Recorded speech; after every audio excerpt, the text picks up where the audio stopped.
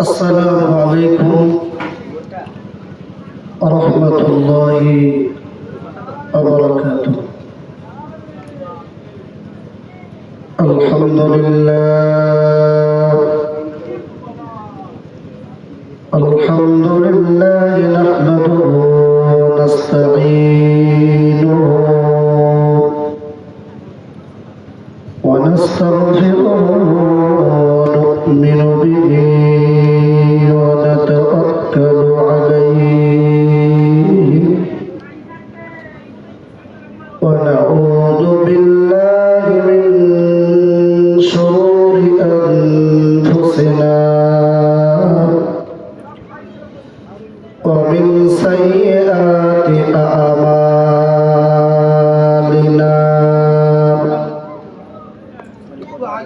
من يهده الله فلا مضل له ومن يضلل فلا هادي له ونشهد أن لا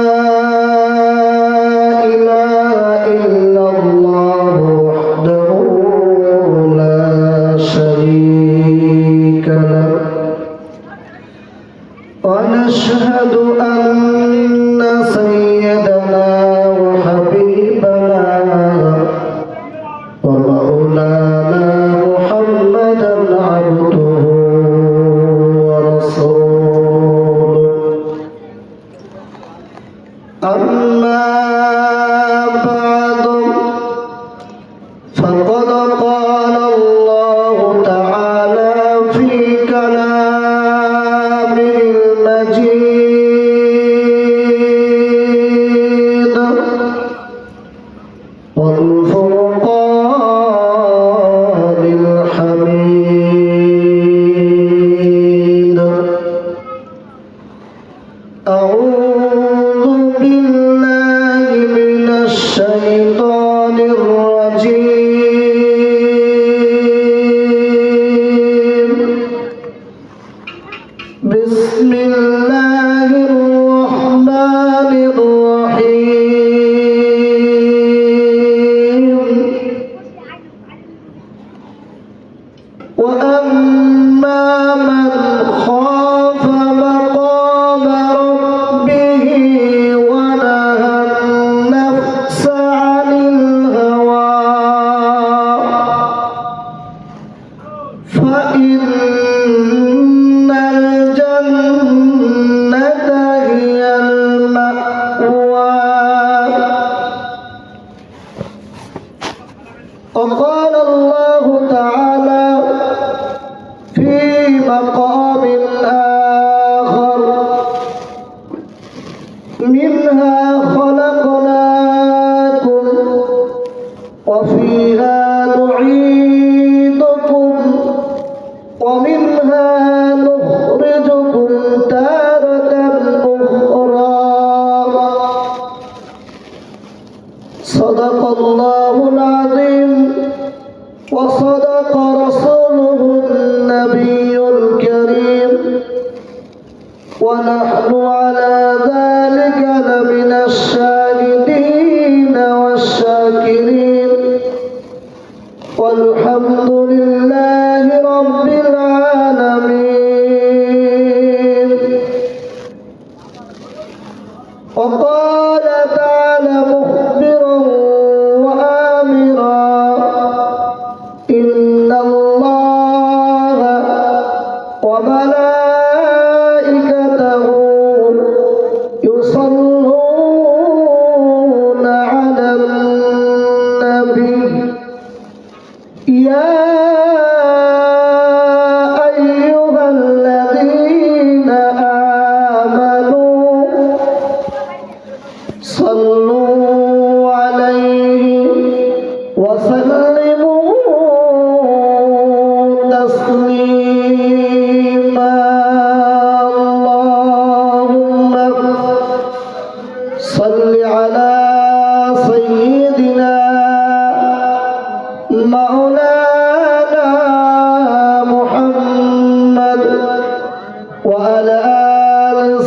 سيدنا مولانا محمد ইউসুফ নবীর প্রেমে পাগল ইউসুফ নবীর প্রেমে পাগল বিবি জুলাইখা মোদের নবীর প্রেমে পাগল সারা দুনিয়া আল্লাহুম্মা সাল্লি আলা সাইয়্যিদিনা مولانا محمد وعلى آل سيدنا مولانا محمد صدق الله العظيم সমস্ত প্রশংসা একমাত্র শুধুমাত্র কেবলমাত্র আল্লাহ রাব্বুল আলামিনের জন্য, যিনি আজ আমাদের সকলকে সহি সালামতের সহিত সুন্দরভাবে দুনিয়ার সমস্ত রকমের কাজ থেকে ফারেক করে কিছু সময়ের জন্য আল্লাহ আল্লাহ রাসূলের কথা শোনার সুযোগ ও তৌফিক দান করেছেন। একজন মুসলমান হিসাবে কালিমাতুশ শুকর আদায় করি, পড়ি আলহামদুলিল্লাহ। লক্ষ কোটি দরুদ ও সালাম দো জাহানের বাদশাহ তাজদারে মদিনা সাইয়্যিদুল মুরসালিন রাহমাতুল লিল আলামিন শফিউল মুজনিবিন ইমামুল মুরসালিন খাতামুন নবিয়্যিন সাইয়্যিদুস সাকালাইন রহমতে আলম শফিয়ে আযম নবিয়ুল আরবি ওয়াল আজম হাবিবে কিবরিয়া আশরাফুল আম্বিয়া সাইয়্যিদুল আম্বিয়া আফতাবে নবুওয়াত ফখরে মওজুদাত সাইয়্যিদুল মখলুকাত শেষ নবী জিন্দা নবী হায়াতুন নবী নবী মুহাম্মদ রাসূলুল্লাহ সকলেই মুহাব্বতের সঙ্গে পড়ি সাল্লাল্লাহু আলাইহি ওয়াসাল্লাম। আল্লাহ পাকের দরবারে লাখ কোটি শুকর, তুষ্কালি ও ধুস্তিখালি গ্রামবাসীর যুবক বৃন্দের পরিচালনায় এলাকাবাসীদের সহযোগিতায় আজকে সুন্দর একটি জান্নাতের বাগানের ইন্তজাম, জান্নাতি বাগানের একটা ব্যবস্থাপনা। যারা রাস্তায় ঘোরাফেরা করছেন সকলের কাছেই অত্যন্ত বিনয়ের সঙ্গে মহব্বতের সঙ্গে আবেদন নিবেদন আমি উদাহরণে পেশ করি। যারা আমরা এখানে বসে আছি সকলেই যদি একটু আমার দিকে একটু মনোনিবেশন আলোচনার সুবিধা হয়। একজন ব্যক্তি যাকে দুটি জিনিস দেওয়া হলো, আমি ছোট ছোট করে কথা বলবো, ইনশাআল্লাহ যদি একটু বোঝেন আপনার জন্য উপকার, আমার জন্য উপকার। একজন ব্যক্তি যাকে দুটো জিনিস দেওয়া হলো, একটা জিনিসে আছে ফুল, একটা ফুলের একটা পাত্র, আর একটা পাত্র দেওয়া হলো যেখানে আছে আগুন। একজন বুদ্ধিমান বিবেকবান, একজন বুদ্ধিমান বিবেকবান যে পাগল নয়, যার মাথা ঠিক আছে, তাকে বলা হলো বলো তুমি কোনটা পছন্দ করো, আছে ফুল আছে আগুন। একজন বুদ্ধিমান মানুষটা কোনটা পছন্দ করবে, আগুনটা না ফুলটা? কি বলে? ফুলটা, রাইট। ঠিক তেমনি আজকে আমরা যারা এখানে আছি, কেউ রাস্তায় ঘোরাফেরা করছি, কেউ স্টেজের এখানে বসে আছি, এখানে যারা বসে আছেন বিশ্বাস করেন তারা ঠিক ওই রকম যেমন ভাবে ফুল পছন্দ করা লোকটি। যারা রাস্তায় ঘোরাফেরা করছি তারা তেমন যেমন আগুন পছন্দ করা লোকটি। ইচ্ছাকৃত ভাবে কেউ কি আগুন পছন্দ করবে? ঠিক তেমনি জরুরত অবশ্যই, জরুরত মিটিয়ে নেন, তাড়াতাড়ি চলে আসেন। তবে তারা নয়, যারা আমার কমিটির ভাই তারা তো বিভিন্ন কাজে আছে, এখন তারাও যদি এসে বসে যায় কাজ করবে কারা? ওরা বাদ দিয়ে, ওরা তো একটা কাজ করছে। দ্বিতীয়ত, আমি কোরআন শরীফ থেকে দুটি আয়াতে কারিমা তেলাওয়াত করেছি। ইনশাআল্লাহ আল্লাহ যদি চান সংক্ষিপ্ত কিছু আলাপ ও আলোচনা। প্রথম আয়াত যেটি পড়েছি, فَأَمَّا مَنْ خَافَ مَقَامَ رَبِّهِ وَنَهَى النَّفْسَ عَنِ الْهَوَى فَإِنَّ الْجَنَّةَ هِيَ الْمَأْوَى। আজকে দীর্ঘদিন ওয়াজ শোনার বয়স হয়ে যাচ্ছে, আপনাদেরও আমাদেরও। বিভিন্ন রকম ভাবে ওয়াজ শুনি, কেউ ক্যাসেটের মাধ্যমে, কেউ বক্তার মাধ্যমে, মসজিদের জুমার দিন। এটা শাবান মাস, তাই না? আপনাদের জানা আছে এটা শবে বরাতের মাস। ইনশাল্লাহ আল্লাহ যদি চান আগামী বৃহস্পতিবার দিবাগত রাত্রে 14ই শাবান শবে বরাতের রাত অবশ্যই মসজিদে এলান হবে। আগে থেকে জানিয়ে দিলাম, হাদিসে লেখা আছে কুমু লাইলাহা ওয়া সুমু নাহারাহা। রাতের বেলায় দাঁড়িয়ে দাঁড়িয়ে নামাজ পড়বা, দিনের বেলায় রোজা রাখবা। কুমু লাইলাহা ওয়া সুমু নাহারাহা। ইনশাআল্লাহ যদি আলোচনায় আসে সেটাও রাখবো ইনশাআল্লাহ। তো বিভিন্ন আলোচনায় আমরা শুনেছি, আমি যদি এখন পাবলিককে জিজ্ঞেস করি, বলেন আমরা তো শুনেছি একদিকে জান্নাত আর একদিকে জাহান্নাম। তো জান্নাতে কারা যাবে আর জাহান্নামে কারা যাবে? আমার আল্লাহ সেটাকে জানিয়ে দিচ্ছেন। জান্নাতে যাবে কারা? জান্নাত তো কারোর আব্বাগত কেনা সম্পত্তি নয় যে আমি চাইলাম, মন চাইলো জান্নাতে চলে গেলাম। আল্লাহ জান্নাতে যাওয়ার জন্য দুই শ্রেণীর ব্যক্তিকে আল্লাহ নির্বাচন করলেন। এক, فَأَمَّا مَنْ خَافَ مَقَامَ رَبِّهِ, যারা আল্লাহর সামনে দাঁড়ানোকে ভয় পায়। একজন ইমানদার হিসাবে, মুমিন হিসাবে আমরা সবাই কিন্তু বিশ্বাস করি যে আমরা যখন মারা যাব, আমি ওই আয়াতটা আবার নিয়ে এসেছি ওখানে, একজন মুর্দা মারা গেল, মৃত লাশ, তাকে আমরা মাটি দিতে নিয়ে গেলাম দাফনের ওখানে, সবাই ধরাধরি করে কবরে রাখার কি বলে, বিসমিল্লাহি ওয়া আলা মিল্লাতি রাসূলিল্লাহ, এই তো নাকি? বিসমিল্লাহি ওয়া আলা মিল্লাতি রাসূলিল্লাহ। এবারে উপরে যেমন ভাবে বাঁশ সাজানোর দরকার, বাঁশটা সাজিয়ে দেওয়া হলো, তার উপরে একটা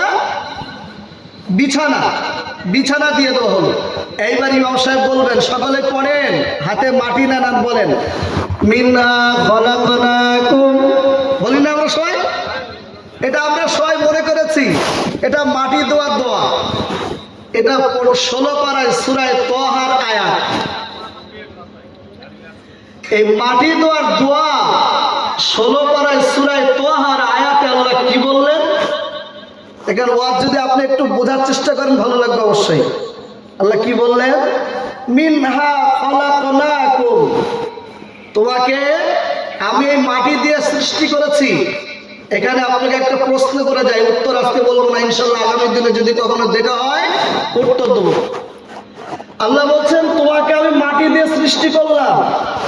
বিশ্বাস করেন, মাটি দিয়ে তো আল্লাহ শুধু আদম নবীকে বানিয়েছেন, আমরা কেউ মাটি দিয়ে তৈরি হয়নি। আমরা জানি আমরা আমাদের আব্বা মায়ের নাপাক পানি, বাপের নাপাক পানি মায়ের বাচ্চাটা নিতে গেল, সেখান থেকে গোশতের পিণ্ড, রক্তপিণ্ড, গোশতপিণ্ড, হাড্ডি তৈরি হলো, আল্লাহ মানুষ বানালেন।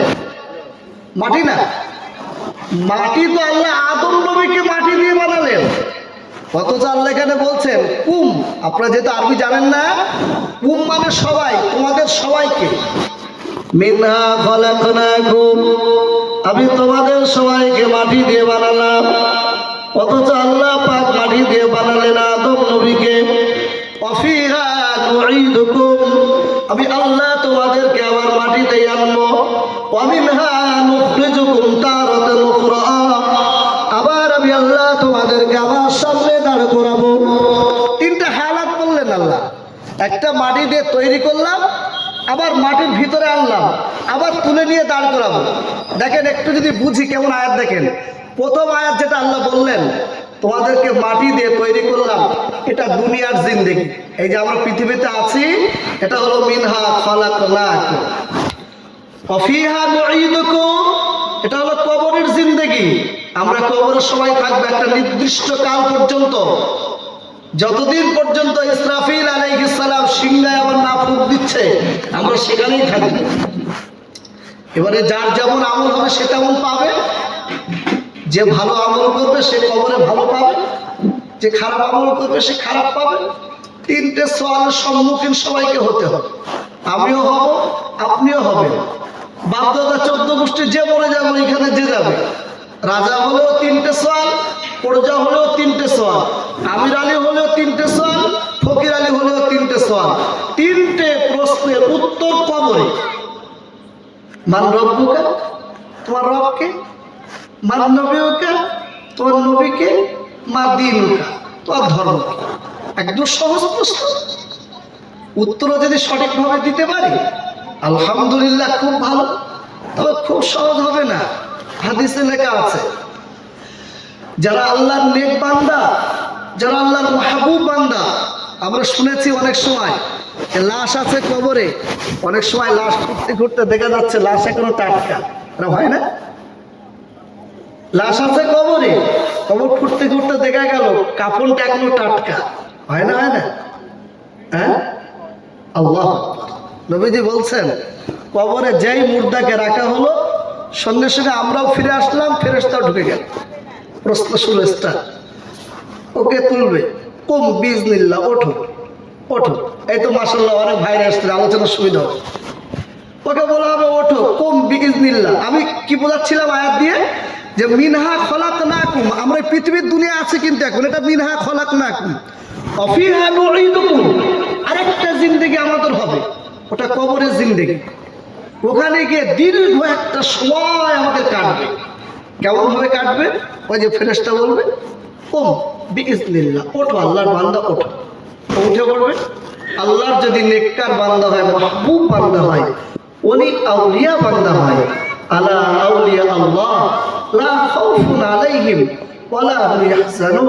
শোনো, যারা আমার ওলি বান্দা না, যারা আমার মাহবুব বান্দা না, যারা আল্লাহ আল্লাহ রাসূলের কথা শুনেছে না, যারা শরীয়তের কথা শুনেছে না, যারা শরীয়ত যা বলেছে তাই বলেছে না, নিজের মন গড়া কোনো কাহিনী সেদিনও শোনায়নি, বিশ্বাস করো ও যখন কবরে যাবে, কবরে ফেরেশতাকে ডেকে তুলবে, উঠে বলবে বলো মান রব্বুকা, ও বলবে রব্বি আল্লাহ।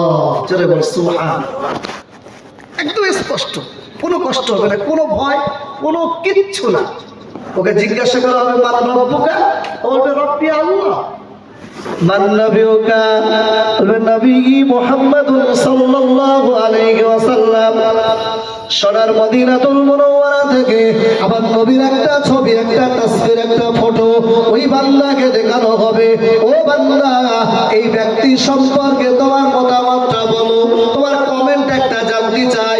ওই বান্দা বান্দি বলবে আশহাদু আল্লা ইলাহা ইল্লাল্লাহ ওয়া আশহাদু আন্না মুহাম্মাদার রাসূলুল্লাহ।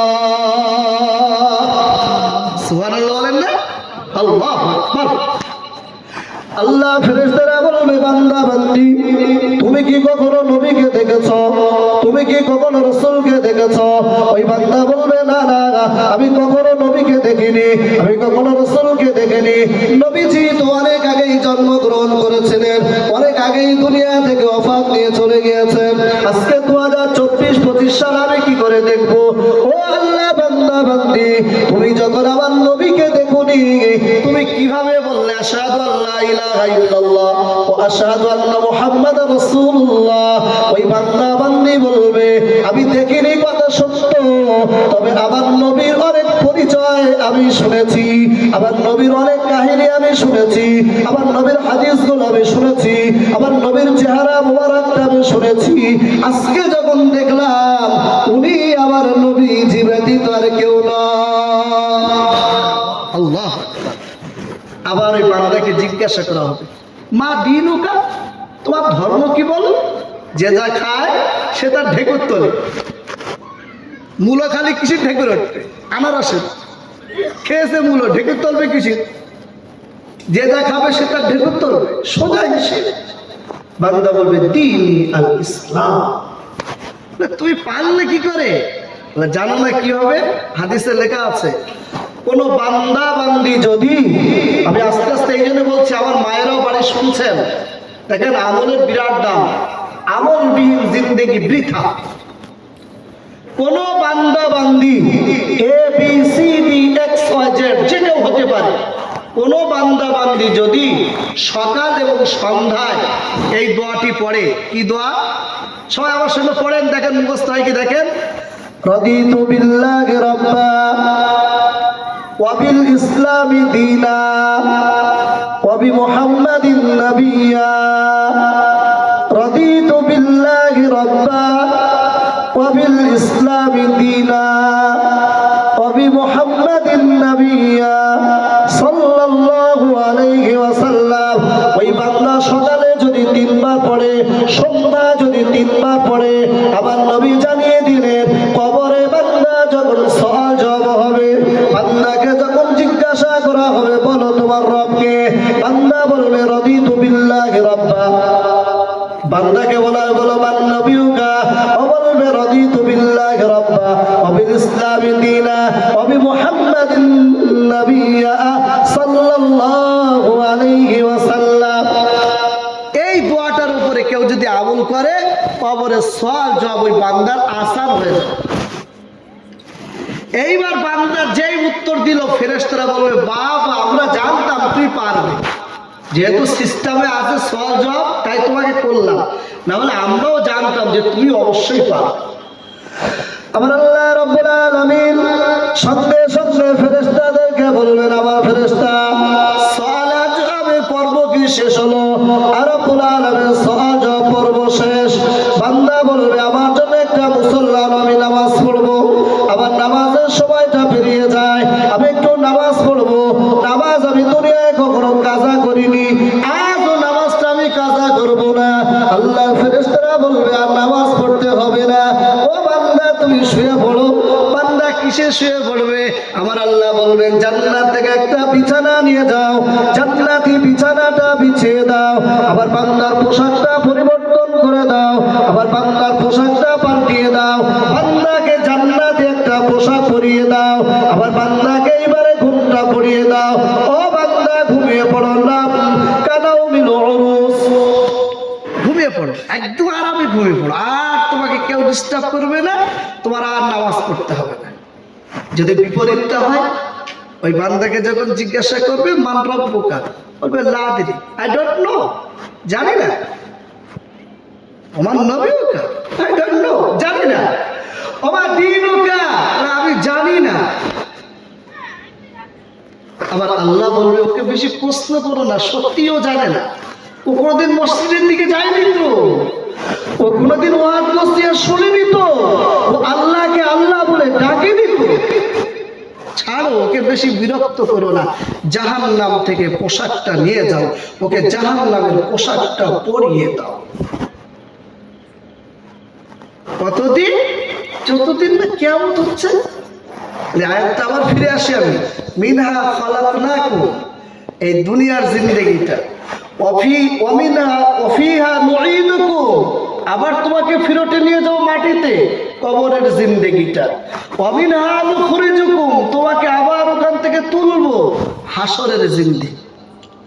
ইয়াউমা ইয়াকুমুন নাসু লিরাব্বিল আলামিন, আমরা সবাই জানি সবাইকে আল্লাহর সামনে দাঁড়াতে হবে, কেউ ছাড় পাবে না, আমিও পাবো না, আপনিও পাবেন না, সবাইকেই দাঁড়াতে হবে। আল্লাহর সামনে দাঁড়ালে আল্লাহ প্রশ্ন করবেন, তোমাকে আমি এতদিন জিন্দেগি দিয়েছিলাম, তুমি কি করেছো বলো?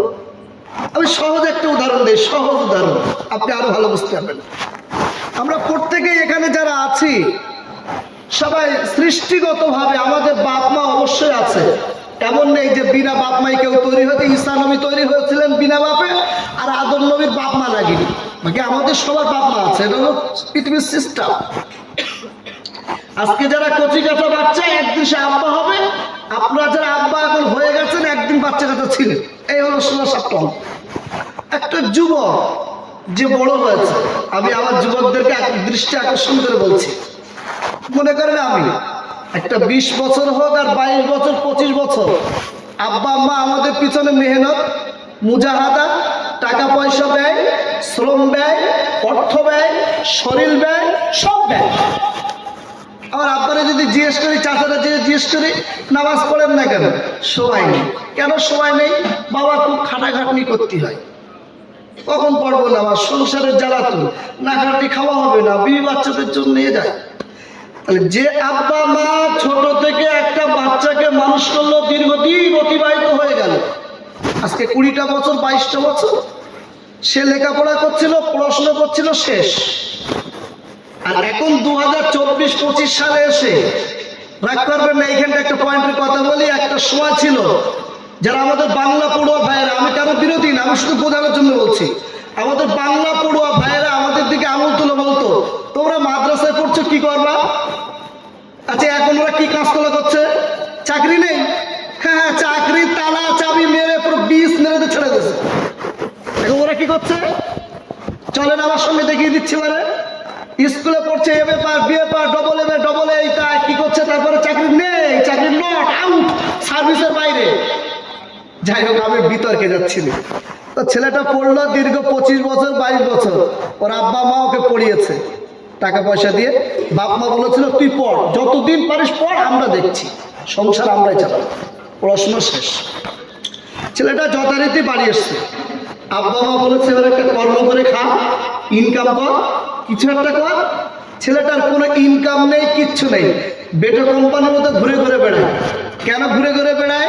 যেহেতু বেচারা এতদিন লেখাপড়ার সঙ্গে ছিল, চাষ কারে বলে ও জানে না, দর্জি মেশিনও সেলাই করতে পারে না, একটা ইট বয়ে খাবে সেই শক্তি ওর গায়ে নেই। ও যেহেতু একটা স্কুলের ছেলে, কলেজের ছেলে, সব কিচ্ছু পারে না। আমি দর্শকের কাছে জিজ্ঞেস করতে চাই, শ্রোতা মণ্ডলীর কাছে জিজ্ঞেস করতে চাই, এই আব্বা মা যারা এতদিন পড়িয়েছেন, এখনো কি বলবেন তোর আর খাটতে হবে না, আমরা এখনো বসিয়ে বসিয়ে খাওয়াচ্ছি? এটা কি যুক্তির কথা? আব্বা মা বলবেন বাড়ির থেকে তেজ্য পুত্র চলে যা, তোর বিয়ে দিয়ে দিচ্ছি, আলাদা খাট, যে কোনো যা পরিষ্কার ওই দিক যা, আমাদের সামনে আসিস। এই তো নাকি হিসেব? এরপরে শুধু এইখানে খেলতো না, আপনার মতন আব্বা, তার মতন আব্বা রাস্তায় গিয়ে গিয়ে লোকের সঙ্গে বলবে আমার ছেলেটা এতদিন ধরে কি করলো, এখনো লেখাপড়া শিখে কোনো ইনকাম করতে পারে না, পুরো বেকার ছেলে, ফালতু ছেলে, এই ছেলে ওই ছেলে, ওরে বাড়ি রেখে আমার কোনো লাভ নেই, তুই যা বাপ, যেখানে পারি যা, তুই গোল্লাই যা। আচ্ছা ঠিক। এরপরে আপনি যদি বাপ মার ওপর একটু চোখটা রাঙিয়ে কথা বলেছেন, আপনার নয় বিচার দেখা হবে। বেটা তুমি খাটারও খাটতে পারো না, বড় বড় কথা বলো। আচ্ছা এবার আমি জিজ্ঞাসা করি, সূর্য কার? আমার সাথে কথা বলতে, সূর্য কার? পৃথিবীর কোনো মানুষ বানিয়েছে? কোনো বৈজ্ঞানিক, কোনো সায়েন্টিস্ট, আমেরিকা, ইংল্যান্ড, কোনো দেশ, কেউ না। কার সূর্য কার? আল্লাহ। চাঁদ কার? সূর্য আমরা যারা স্কুলের ছেলে জানি, সূর্যের নিজস্ব আলো আছে, চাঁদের নিজস্ব আলো নেই। চাঁদ সূর্যের আলোয় আলোকিত চাঁদ। আচ্ছা এই দুটো রহস্য কি? চাঁদ না হলে কি হতো, সূর্য না হলে কি হতো? বিজ্ঞান বলছে চাঁদ আর সূর্য যদি না থাকতো, সবুজ ফসল আমরা যেটা পাচ্ছি এইগুলার পেতাম না, ফলের মধ্যে মিষ্টি হতো না, সব ফল ফানসে লাগতো। তাহলে সূর্য আল্লাহ, চাঁদ আল্লাহ। বড় বড় নদী, সমুদ্র, যারা দীঘায় ঘুরতে যায়, দীঘা কার? কার আব্বা তৈরি করে গেছে? কোনো কোম্পানি? দীঘা কার?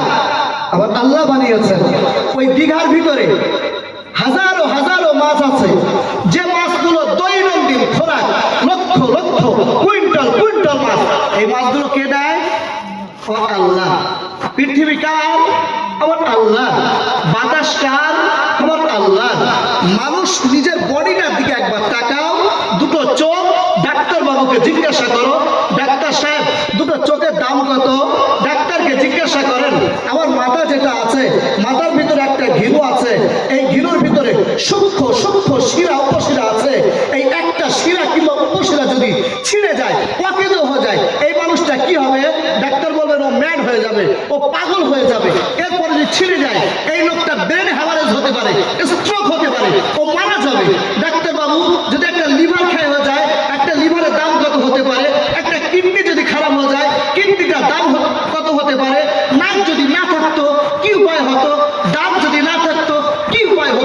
বিছানায় শুয়ে শুয়ে গিয়ে একবার ভাববেন আর বলবেন, আল্লাহ যদি কোনোদিন আমাদেরকে বলতো তোর বাপ মা সামান্য তোরে 20 বছর পড়িয়েছে, তোর বাপ মা সামান্য তোকে 20 বছর খাইয়েছে, তাই যদি এত বড় কথা বলতে পারে যে বাপ মাকে যদি প্রতি ইনকাম করে না দিতে পারিস, তুই আমার সন্তান না, বাড়ির থেকে বেরিয়ে যা, আমি আল্লাহ কি কোনোদিন তোরে একবার এই ভাষায় কথা বলেছি? তুই আমার সূর্যের আলো নিলি, আমার চাঁদের আলো নিলি, ফ্রি পয়সায় ধান চাষ করলি, আকাশ থেকে পানি দিলাম, সেও ফ্রি পয়সায়, জমিনে যেটা চাষ করছিস ওটাও আমি আল্লাহ, আমার সব কিছু আমার নিলি, তোর একটা সুস্থ বডি দিলাম, সেটাও তোকে ফ্রি পয়সায় দিলাম, চোখ দিলাম ফ্রি, কান দিলাম ফ্রি, নাক দিলাম ফ্রি, সব কিছু ফ্রি নিলি, ওই আমি আল্লাহ, আমাকে তো আল্লাহ বললি না, আমার পৃথিবীতে তোকে রাখবো না, বলেছে কোনদিন? কোনদিন বলেছে? খুব চিন্তা করার দরকার, খুব চিন্তা করার দরকার। এই দুনিয়া বড় স্বার্থের দুনিয়া। আব্বা আমার সামান্য এতে যদি আঘাত লাগে, আমার আল্লাহরে যদি আল্লাহ বলে না ডাকো, আমার আল্লাহর কি কষ্ট হয় না? কষ্ট হয় না? সামান্য বাপ মা কি বলেছে? সন্তান রাগে বাপরে আর বাপ বলে ডাকে না, মারে আর মা বলে ডাকে না, মা রাস্তায় রাস্তায় দাঁড়িয়ে দাঁড়িয়ে কাঁদে, লোকের কাছে বলে সামান্য ঝামেলা তো হতেই পারে, কার বাড়ি ঝামেলা হয় না? আমার বাড়ি হয়েছে, আমার ছেলেটা আমার আর মা বলে ডাকে না, আমার ছেলেটা আমার বাপ বলে ডাকে না। তোর মার যদি এতটা কষ্ট হয়, তোর বাপের যদি এতটা কষ্ট হয়, যে রব্বুল আলামিন গোটা পৃথিবীটা চালাচ্ছেন, সেই আল্লাহরে আল্লাহ বলে না ডাকলে কষ্ট হয় না? কষ্ট হয় না? আল্লাহ, শবে বরাতের মাস, খাওয়ার মাস, আল্লাহর কাছে আমাদেরকে একটু কাঁদার দরকার। মাহবুব বান্দা, এখান থেকে 10টা বছর আগে আপনি রাস্তা দিয়ে চলাফেরা করতেন, আমরা আপনার চেহারা দেখেছি, আপনার মুখে কিন্তু সেদিন দাড়ি ছিল না, আপনার মাথায় কিন্তু টুপি ছিল না, আপনার গায়ে কিন্তু সুন্নতি লেবাস ছিল না, আমরা আপনাকে দেখেছি, আপনি একজন মদ্য মাতাল, আপনি একজন মদ্য মাতাল, মার খেয়ে খেয়ে রাস্তায় আপনি পড়ে থাকতেন হুজুর, আপনাকে রাস্তার প্রান্তে ও প্রান্তে আমরা অনেক কবার দেখেছি হুজুর, আজকে কি এমন হয়ে গেল? আজকে আপনি আল্লাহর ওলি বান্দা বেড়ে গেলেন, আপনি কুতুবুল আলম বেড়ে গেলেন, গোটা পৃথিবীর মানুষ আপনাকে এক ডাকে চেনে, কি এমন হয়ে গেল? কিভাবে আপনি পরিবর্তন হলেন? হুজুর বলছেন, বাবা তাহলে একটু শুনে দেই, আজকে আর অন্য ওয়াজ করবো না, আমি মালিক বিন দিনার শুধু ওয়াজটা করবো, আমি আজকে মালিক বিন দিনার কিভাবে হলাম।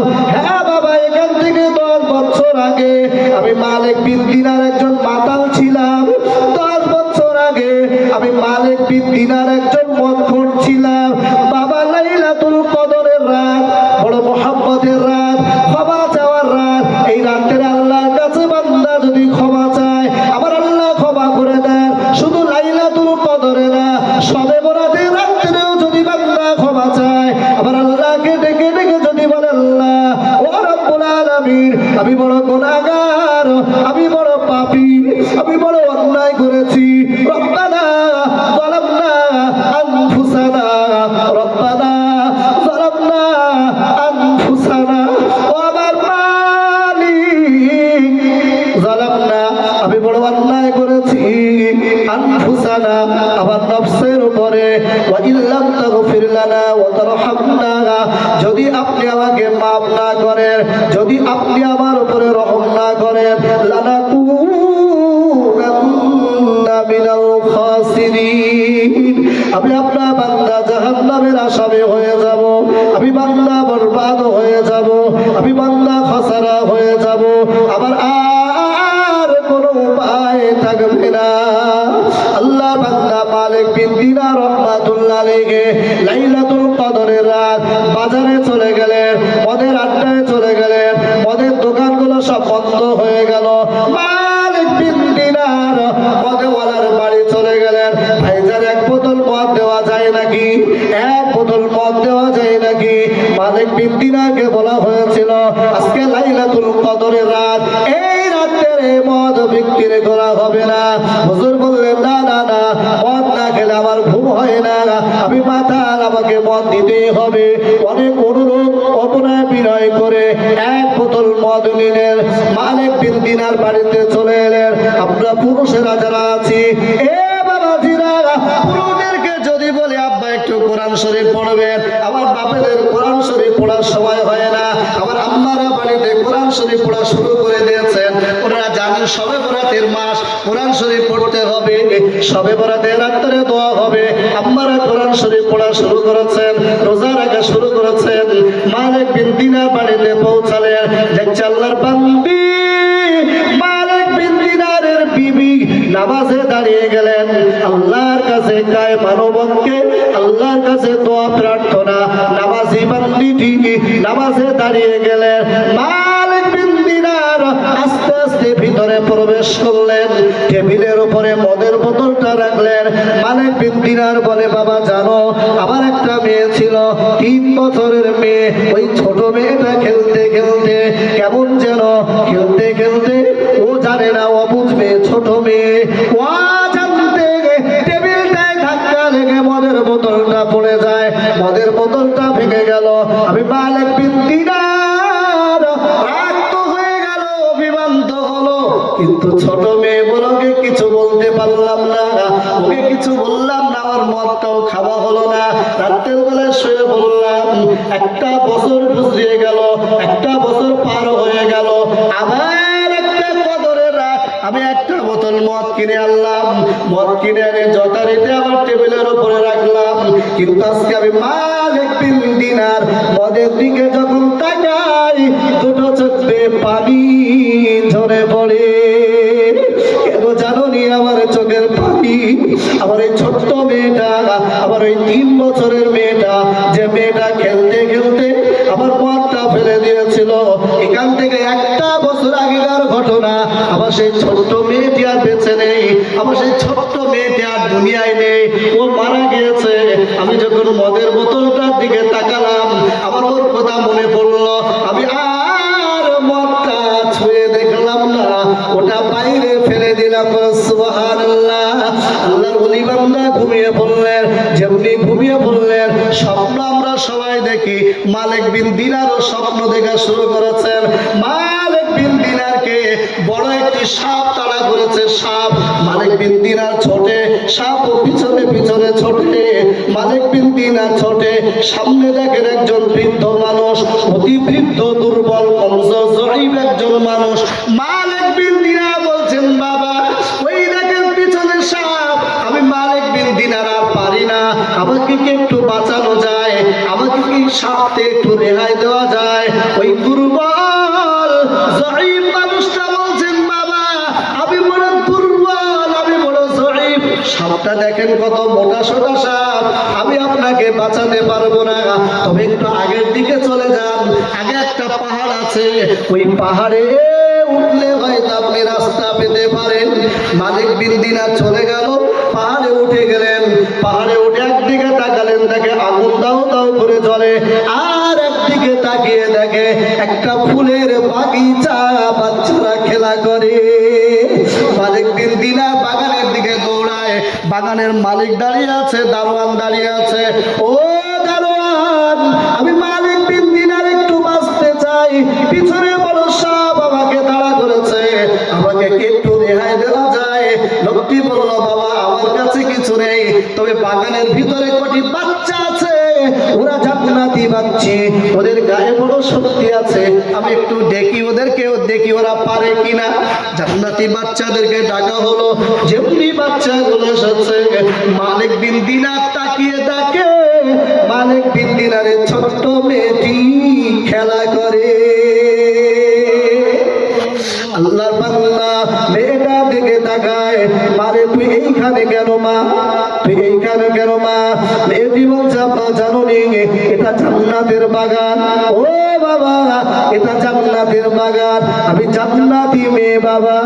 আল্লাহর ওলি কুতুবুল আলম মালিক বিন দিনার বলে, মারে সাপে আমায় তাড়া করে, একবার বাঁচাতে কি পারবি তুই? ছোট্ট মেয়েটা সাপটাকে ধরে এমনি করে ছুঁড়ে ফেলে দেয়। মালিক বিন দিনার অবাক হয়ে গেল, মারে আমি এত শক্তিশালী মানুষ, ওই সাপটাকে তাড়াতে পারলাম না, তুই ছোট্ট মানুষ কিভাবে পারলি? বলছে, আব্বা সাপটা তো দুনিয়ার কোনো সাপ না, ওটা হলো তোমার নফস, ওটা তোমার নফস। নফস মানে মন, নফস মানে মন। তোমার নফস বলেছে মদ খাবো, খেয়েছিলে। তোমার নফস বলেছে জুয়া খেলবো, খেলেছিলে। তোমার নফস বলেছিল নামাজ পড়বো না, পড়ুনি। তোমার নফস বলেছিল মা বাপকে কষ্ট দিয়েছিলে। নফসের খোরাক বাবা এত পরিমাণ দিলে নফসটা খেয়ে খেয়ে খেয়ে খেয়ে বড় সাপ হয়ে গেছে বাবা। ওই রাস্তায় যে বুড়ো দুর্বল মানুষটাকে দেখলে, ও তো দুর্বল মানুষ না, ওটা হলো তোমার রূহ। ওই রূহটার খোরাক তুমি দেওনি, আল্লাহ আল্লাহর জিকির তুমি করনি, আল্লাহ আল্লাহর জিকির তুমি করনি, কোরআন শরীফটা তুমি পড়নি। সবে বরাতের মাস ছিল, বড় দুঃখের সঙ্গে বলতে হয়, বাড়িতে বাড়িতে ইমাম সাহেব যাবে, 10 টাকার বিনিময়ে কোরআন শরীফ পড়বে। কপাল ফাটা মুসলমান, বিষ খেয়ে মরে যাওয়া ভালো,